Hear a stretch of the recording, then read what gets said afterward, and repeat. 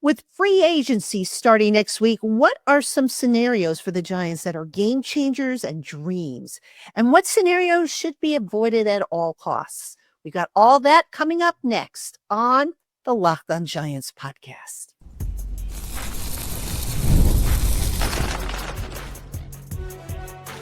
You are Locked On Giants, your daily New York Giants podcast, part of the Locked On Podcast Network, your team every day. Hello, New York Giant fans, and welcome to another edition of the Locked On Giants podcast, part of the Locked On Podcast family, your team every day. I'm your host, Patricia Trainer, credential member of the New York Giants media for Locked On, as well as for New York Giants on SI, which is where you can check out all our written work. And as always, big welcome on in to our Blue Crew community members, our newcomers, our everydayers, and everybody in between. Thank you so much for spending part of your day with us here on the Locked On Giants podcast. And on today's show, we're going to take kind of a little break from talking draft for a moment. We'll continue some draft talk later on this week in some episodes we have coming up with guests, which I'll talk about in a little while. But I thought I would talk about free agency, which does start next week. So the attention is going to temporarily shift off of the draft towards free agency. And what I've done is I put together a list of scenarios that I classify as game changers, dream scenarios, and scenarios the Giants should just avoid for one reason or another. So that's going to be our program for today.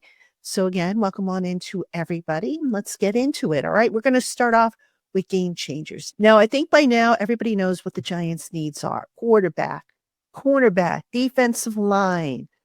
They could probably use another safety. They could probably use some depth on the offensive line, as well as a starter on the offensive line. So these are the players that, as of this recording, are set to be unrestricted free agents that I think if the Giants were able to land them, they would absolutely be game changers. So we'll get into it. We'll start off cornerback. And the guy that I really, really hope the Giants can land is cornerback DJ Reed of the New York Jets. DJ Reed is still young enough to where he's probably hasn't even peaked yet. All right. But more importantly, he's a young veteran. He's a guy who I think if he came in here, you would be looking at a defensive secondary that was vastly improved. All right. If you think about it, the Eagles have, those two dangerous receivers in Brown and Devonta Smith. The Commanders just acquired Deebo Samuel to go with Terry McLaurin. The Cowboys are going to have CD Lamb with their receivers down there. So those are some scary receivers, all right?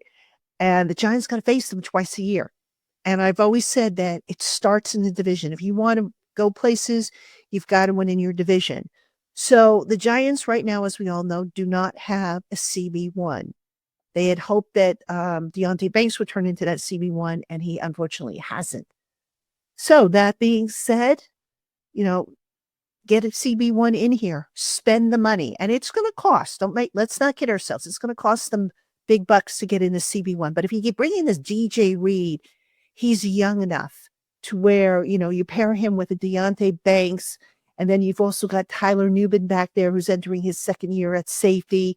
And then, figuring out what the other safety position is going to be, whether they re-sign Jason Pinnock, which I don't think they will, or they just roll with Dane Belton, or they roll with another guy. You have a nice young secondary now with DJ Reed back there. And that secondary can gel and grow together. So that's very important, I think. And then, of course, you throw in Drew Phillips, the slot cornerback. That would be a really, really good defensive secondary, I think, if the Giants were able to get DJ Reed. So he would definitely be a game changer, in my opinion, amongst the free agent acquisitions. All right. Quarterback. The Giants are going to get a veteran bridge quarterback. Now, Matthew Stafford would have been a game changer. That's not happening, obviously. And as I said yesterday on the show, a guy that I think is starting to make more and more sense is Jameis Winston. All right. Now, some of you, in response to that show yesterday, you're like, no, Jameis Winston stinks. He's going to throw interceptions.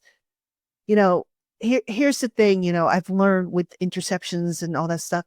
Sometimes you got to go back and you got to look at see who was responsible for the interception. It's not always the quarterback. Sometimes, a wide receiver doesn't run a proper route, or the defense just makes a good play on a ball, or, there's any number of reasons why an interception happens. So I haven't done the study on Jameis Winston to really break down all his interceptions. It's something that I will do if the Giants, acquire him.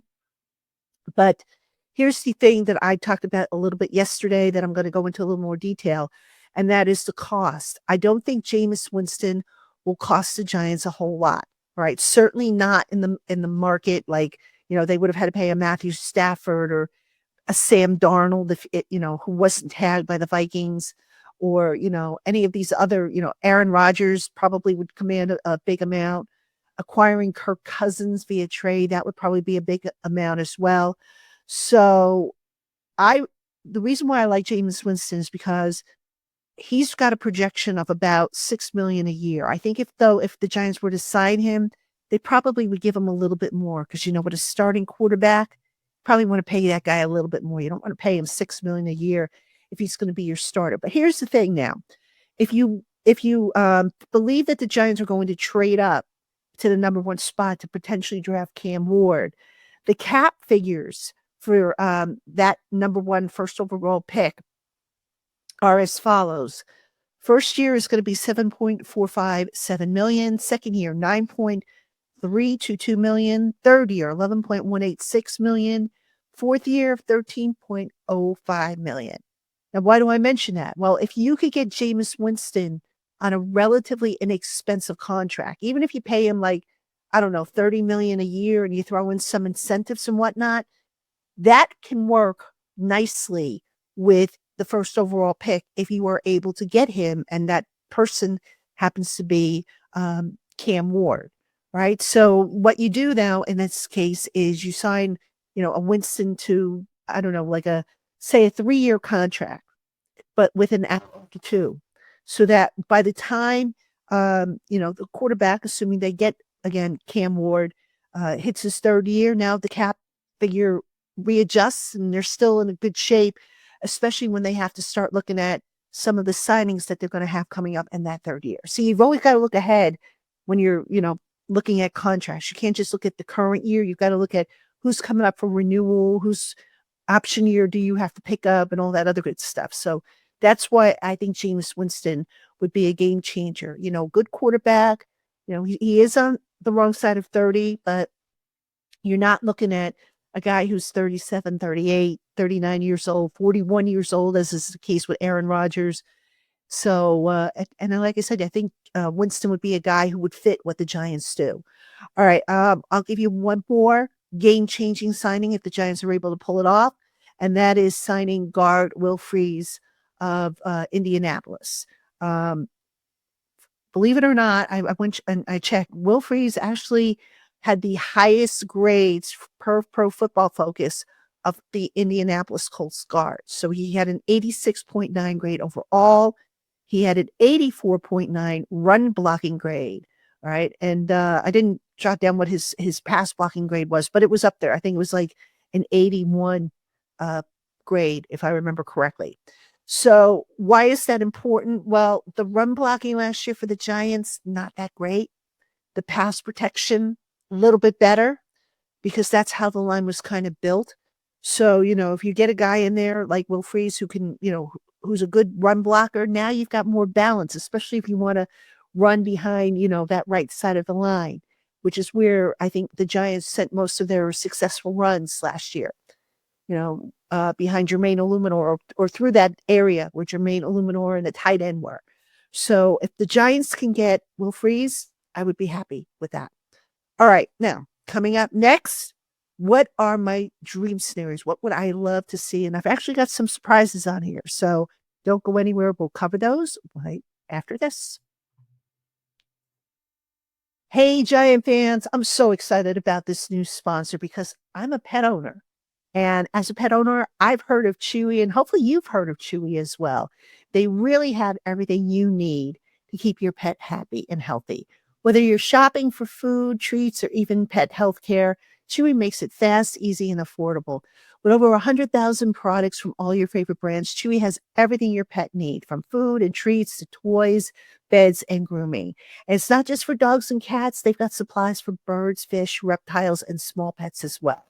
Chewy also makes it easy to manage your pet's health with prescriptions, telehealth, vet visits, and even in-person vet clinics rolling out nationwide.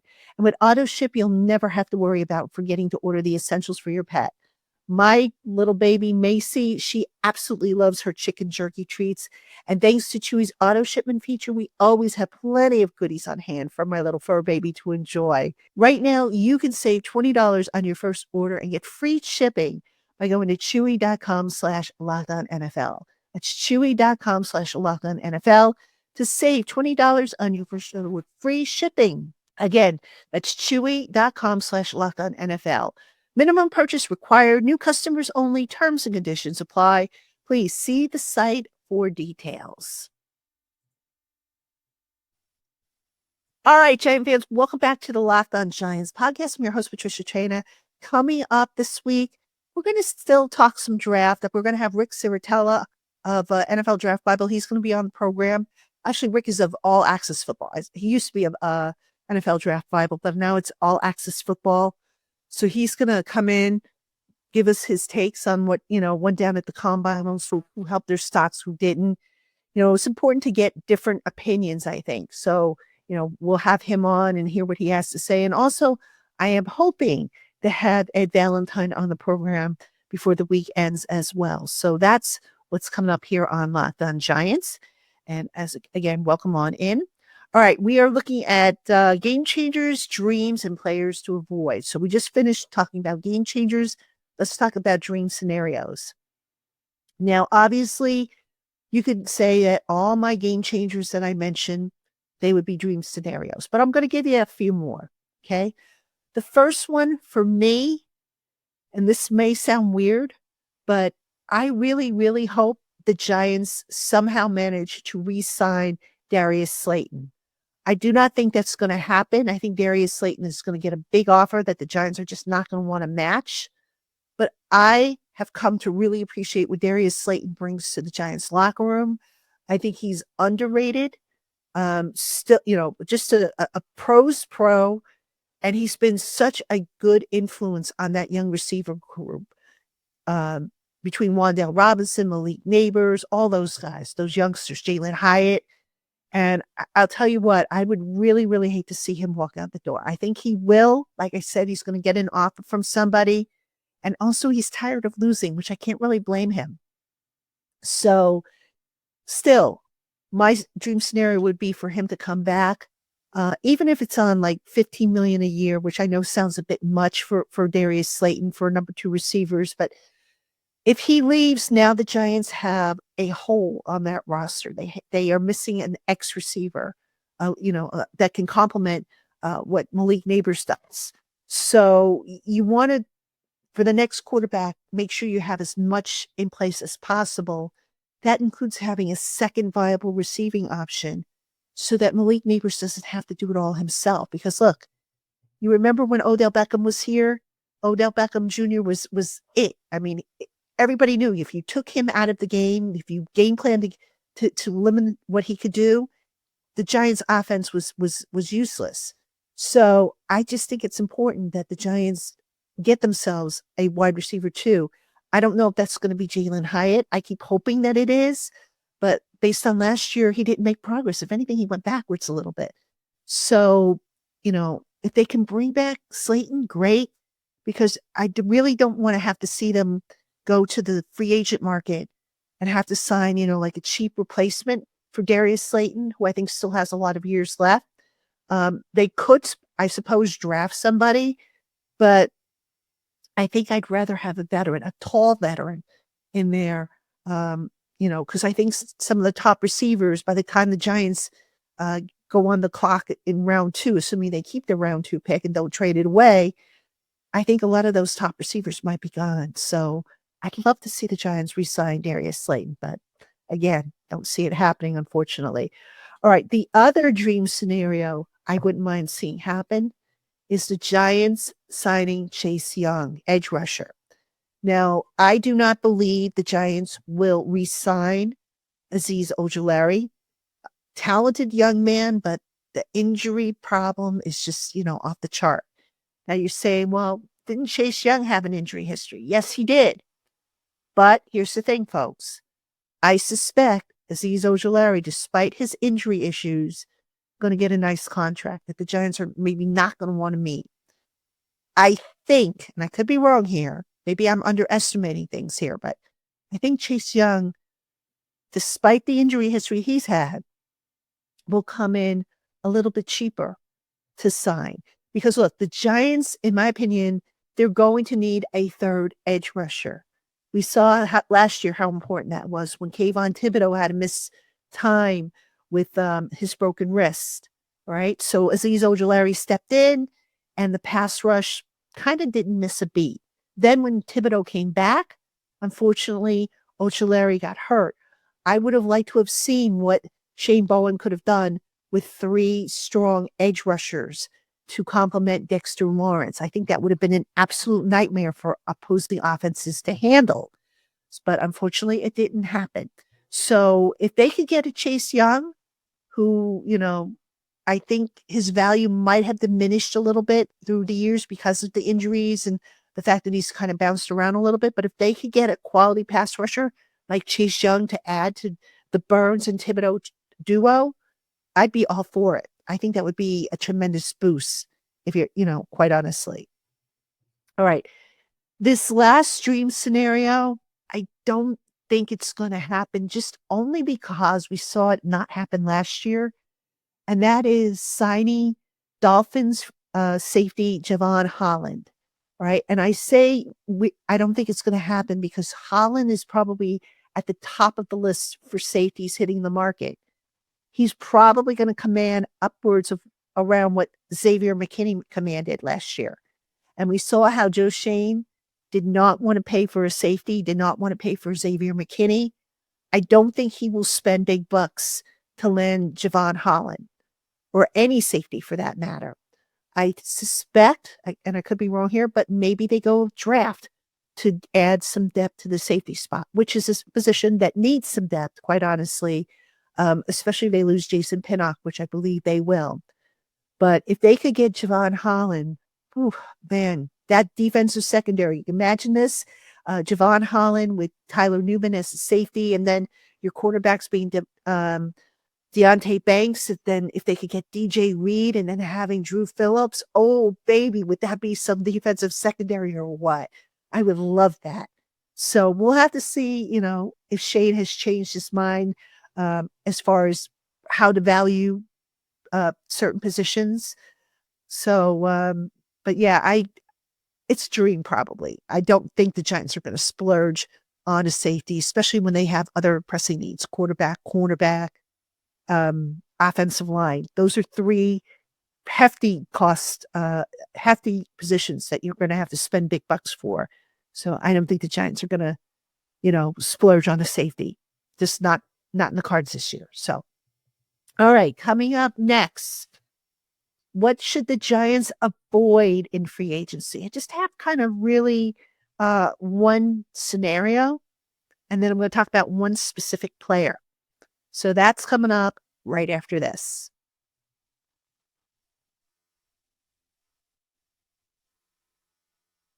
All right, everybody, welcome back to the Locked On Giants podcast. I'm your host, Patricia Traina. We are talking about game changers, dreams, and players to avoid in free agency. Now, I'm going to start off with the players for this segment, players to avoid. I'm going to start off with a general statement. And that is, if I'm the Giants, I limit the number of guys that I sign that are over the age of 30. And the reason for that is because look at where this team is in its rebuild. If you're Joe Schoen, you want to put together or continue putting together a good, solid young core that can kind of grow old together. So if you start bringing in a ton of veterans who are, maybe in their early 30s, but towards the end of their career, maybe they have a year left, 2 years left, whatever the case may be, that's really, I don't think, a good way to build. That's just slapping a Band-Aid on a gaping wound. all right, as far as the dip goes. So wherever possible, look, we know that the Giants are probably not going to make a run for the Super Bowl in 2025. They've got too many holes, too many question marks. And, I do believe they'll win some more games with the right moves, but they're not ready to compete with the big boys yet. But you put together a solid core, you retain the guys that you draft that have, developed to your liking. That's how you build winning football teams. All right. Hate to say it, but look at what they're doing down in Philadelphia, where they're running a masterclass down there. Right. Howie Roseman, I'm not an Eagle fan, as you guys know. I don't like anything Eagles, but Howie Roseman is just a master at managing the cap, personnel, the whole 9 yards. So you look at how they're building the team with select veterans, at certain positions that are over the age of 30, and then getting rid of, players who are over the age of 30. Uh, Better to, the old Bill Belichick approach where it's best to get rid of a guy, too soon as opposed to too late.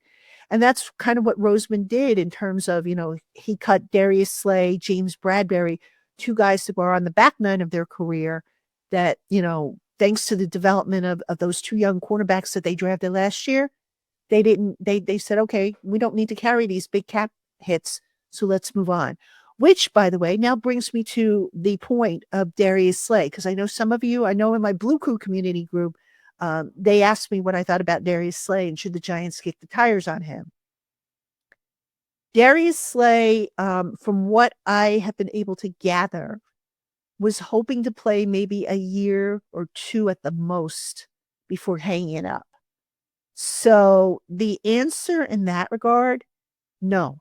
I don't think I would go and invest in him. I mean, you could probably get him for a reasonable amount, certainly less than what certainly less than what, he signed with initially the Eagles for.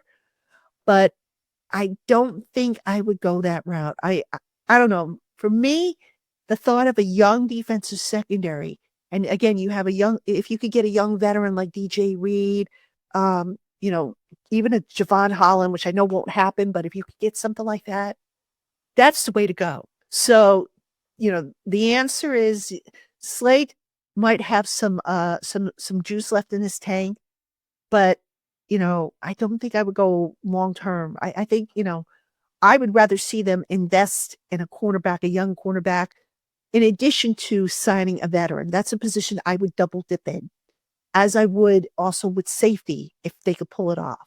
There are just some positions that you just have to double dip in. That's certainly one of them, given the struggles that the defensive secondary had. Now you've got this new defensive backs coach in Marcan Manuel. So hopefully he can teach this group and bring their level of play up to an acceptable level as opposed to what we saw last year when there were some breakdowns here and there. So that would be my response regarding Darius Slay. Now, there's a couple of other guys. I think somebody asked me about Stephon Diggs, wide receiver. Don't think I would go there. Again, wrong side of 30. Probably going to want a lot. I know some people are like, but Pat, he knows Brian Dable's system. Yeah, I get it. But I don't think I would go there. Youth is best served. And without knowing what Joe Shane and Brian Dable told John Mara regarding their plan to fix the roster, you've got to build a solid foundation. Now, I'm not saying that they should keep the roster under 29. Last year, the Giants had one of the youngest rosters in the league. And I realized, a youthful roster to start the season, and it didn't get them anywhere. But if you get the right guys in, you can make headway. You can make progress.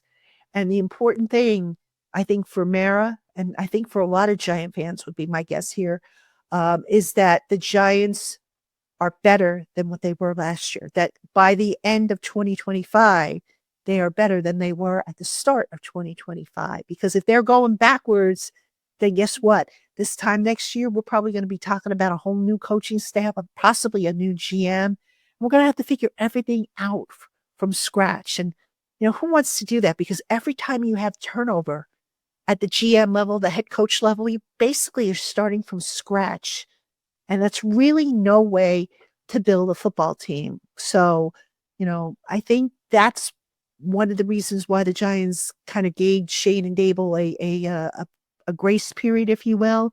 We'll see what they do with it because free agency is going to tell us, it's going to give us some hints as to what maybe we might expect in the draft. Particularly, keep an eye on the quarterback situation and how the contract is structured because that's going to be very telling. And I, of course, will break all that down for you as the news comes in. So make sure you are keeping it here on the Locked On Giants podcast 5 days a week. We're still 5 days a week. Also, make sure you check out the content over on New York Giants on SI.com. That's where I can really dive into tables and all the graphics and stuff that maybe I can't do here on the podcast. So do keep it here. Keep it over there. And thank you, as always, for tuning in to the Locked On Giants podcast. Don't forget to tune in tomorrow. I should have Rick Ciratella on the show. He's scheduled to be on with me. And then for Friday's show, I believe I'll have Ed Valentine. I just have to double check with Ed, make sure he can come on. So that's the plan. So until tomorrow, everybody, thanks for listening, and I'll see you then.